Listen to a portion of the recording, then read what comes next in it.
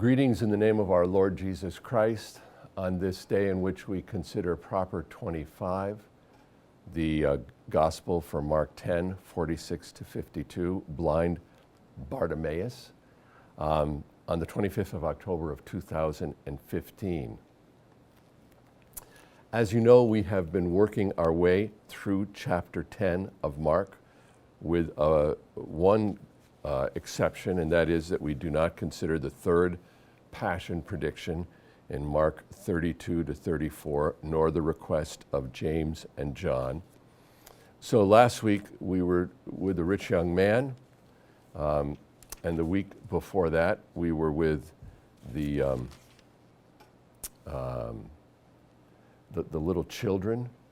So we are now coming to the end of Jesus' journey to Jerusalem. He will enter into Jerusalem right following this text. And so this is the last miracle of his ministry, and it's the healing of the blind. And I think there's something really significant about the fact that blindness is what Jesus reverses here in a physical way, but you also see the language that the blind man speaks about when he speaks about Jesus. And I want to pay particular attention to the titles. Now, this was just one thing I noticed as I was sort of preparing this, and it's really quite extraordinary if you look at this, because this doesn't happen that often.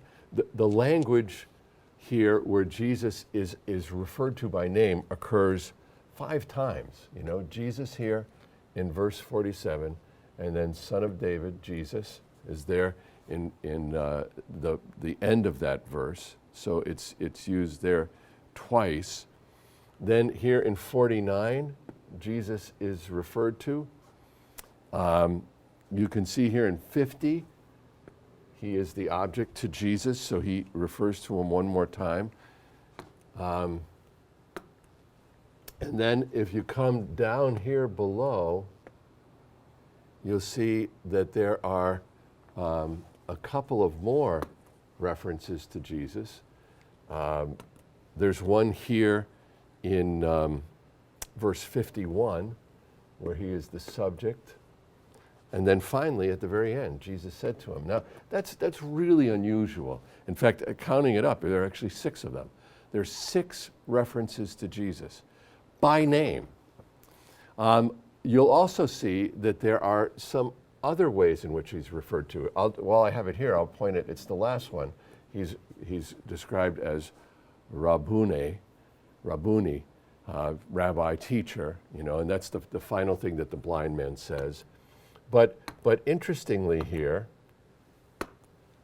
you'll see that when we come up to the top, you know, this is one of the most important parts of this, is that Jesus is referred to by the blind man in ways that I think is really quite extraordinary. First of all, he's the Nazarene. So this is, of course, Jesus in his kind of locatedness in Israel. And it describes him like people would describe anybody, but it shows that Jesus is a concrete person that comes from a place, and he knows that. And it's interesting when he hears that it is Jesus of Nazareth, you know. It's fascinating. And then Jesus here is now the Son of David. So he goes from being the Nazarene to the Son of David. Now, everybody knows that's Messiah. That's the Christ. And then this isn't a big deal that he drops the name Jesus and he just refers to him as the Son of David. But the fact that that is repeated twice in connection with the big word in this section, and that is the word of mercy. That is what the cry of the blind man is, that the Son of David, Jesus, have mercy on me. So, you know, if you think about this, the titles of Jesus are really quite extraordinary. He's Jesus the Nazarene, he's Jesus, Son of David, and then he's the Rabbi. And the fact that Jesus has his name referred to 6 times just sort of just jumps out at you. So that's the first thing. And I think there's something there. As Jesus is coming now to the brink of entering to Jerusalem on Palm Sunday. I mean, the whole gospel now has kind of reached this climax here. And he's about to go in. And who is he? His identity, you know? And Mark chooses to speak of his identity in this way at this very crucial moment in the gospel. Now, if you look at where we are, we're in Jericho, so we're very close to coming into Jerusalem. Just about all the Gospels, the Synoptic Gospels, bring us to this point. He's actually coming out, journeying, there's that journey language, out of Jericho. And look who's with him now. So you can see that he's got a significant crowd and his disciples. That's that a little bit more amorphous group. So his entourage is there, but the people are there, and this gives you the sense here, the crowds, of what's going to happen now during Holy Week. That starts with Palm Sunday. That he is going to be followed by these crowds as he enters into Jerusalem, and the crowds are going to witness, you know, his teachings in the temple, and then they're going to witness his passion. Now look at how carefully the evangelist describes here blind Bartimaeus here, you know, and it's really quite specific. The fact that son of Timaeus, Bartimaeus is his name, and of course what is so significant is that he's blind, you know, and that of course is going to be contrasted at the end where his eyes are open. That's going to be a big moment that we'll see that he is this blindness is reversed. Now this is physical blindness. But he is not spiritually blind because he knows who Jesus is. He's the Messiah. He's the one who brings mercy. And he is a believer. Jesus is going to say, your faith has saved you. He recognizes it. And he's persistent, as we are going to see. I talked about this a number of weeks ago, the language of the way. He's sitting along the way. I mean, there is a sense here that we are on the final journey, you know, in this pilgrimage to Jerusalem. And here's a man who cannot see, but who believes, who is sitting at the final stages of this journey. And I would, if I were preaching on this text, I would begin by talking about how this journey is coming to an end, how it's ironic that there's a blind man there who believes but cannot see, and how Jesus now is, especially in light of what we've been seeing throughout this section, how they don't understand the bread, how they don't understand the passion. Here is somebody who is physically blind but can see and understand and believe. Now he hears that Jesus of Nazareth is coming, is there, and he cries out. And I love the language here of crying out. He is, in a way, desperate to see this man, and you get that from that sense of crying out. And I think it's repeated twice, maybe not. It's the other gospel that does it twice. Yeah, here, yeah, no, it's repeated twice. It's a main verb here, you know. But rather, you know, it says there in verse 48 that after they rebuked, he shouted all the more. He shouted all the more. So it's intensified here. And this language of rebuke is really important. Because, you know, rebuke is something that Jesus does of those who do not believe. And these many, and who are the many? Well, I think you come back here to the disciples and the crowds. They're telling this blind man to be quiet, and yet he's the one who gets it. He's the one who understands who this is.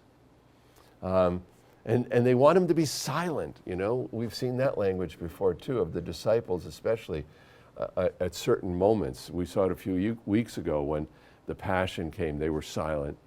When they were talking about, who was the greatest, they were silent when Jesus asked them what they were talking about. Now, I think the heart of the text, of course, is what the blind man says here. And it is centered in mercy. And think of it this way. The entire journey up to this point is where Jesus has shown mercy by teaching about mercy and by demonstrating mercy through his miracles, especially the ones of healing.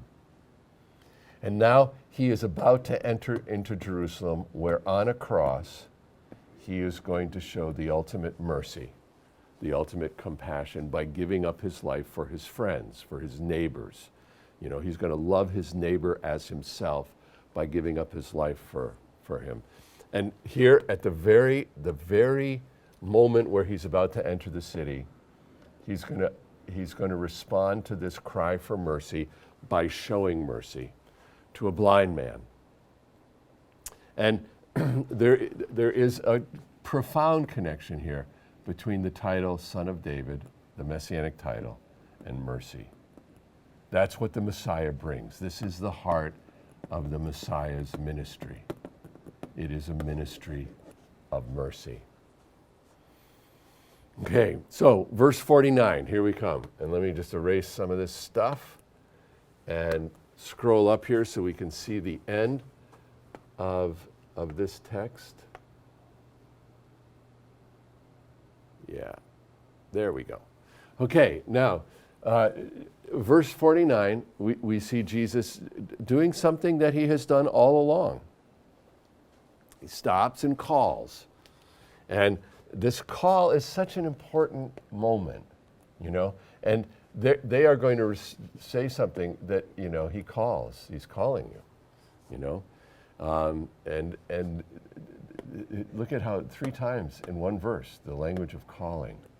Now this is a call to be a disciple, of course, but in many ways it's even more than that. It's a call to enter into Jesus' presence to receive mercy. And the mercy here is going to be healing. The mercy is going to be in order that I might see. And then he saw. I mean, I said how important that was at the end, the blind man now having his sight. The thing that kind of is curious to me is this language here where it's the whoever, the disciples, the people, they're the ones who call to the blind men. After Jesus says, call him to me, they take courage, rise up. He is calling you, and those 3 kind of imperatives. This isn't Jesus who's saying this. This is the disciples, and it's almost as if because Jesus calls them, they sort of get it. They have a moment where they understand what this is about. And Mark's detail is really quite remarkable there in verse 50. If you look at it carefully, you get almost sort of a violent, he just throws his coat to the side. And you can see that, and that's a very valuable thing. And to throw that away is and he jumps to his feet, he gets up on his feet and he comes to Jesus. So having been called, this blind man responds in a way that is, sort of typical of Mark's gospel in a very kind of passionate way. He wants mercy. He wants healing. And this right here is a sign of his faith, that he throws this cloak off and comes to Jesus. And typical of Jesus, there is this dialogue that he has. He wants to know, he wants to get a word from him. What to you will I do? What do you wish that I do for you on behalf of you? It could almost be a dative of advantage. And the blind man says to him, Master, teacher, rabbi, I want to see. And I think we all, and I would highlight this in the sermon, the irony here. It's not coming out well. The irony here. The irony. He can see. He's the only one who can see. But he can't physically see. And when Jesus says, "Go, your faith has saved you," Jesus is, in a sense, affirming that irony. He's saying, you can see. You are saved. Your faith has made you well, in a sense, as he does in other places. And it's go. And immediately he can see, and here's the language of discipleship. So the call here turns him into a disciple, follows him on, and I should have highlighted this, on the way, there it is, on the way. So the fact that he's on the way, sitting there blind, calling to Jesus, now he's going to enter into the suffering with Jesus, just as we are about to enter into the suffering.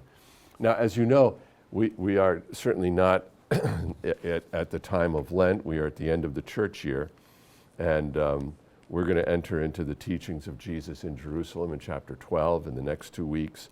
And then in chapters 13, we get some of the eschatological discourses as we get to the last Sundays of the church year.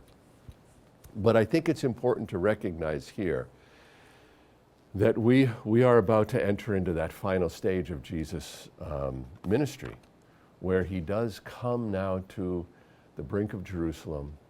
And what he does is he shows what it is in fulfillment of Isaiah, that those who can really see are those who believe, like this wonderful, wonderful blind man, son of Timaeus, blind Bartimaeus, who knows that he is the son of David, the Messiah, and he knows that Jesus is the one who brings mercy.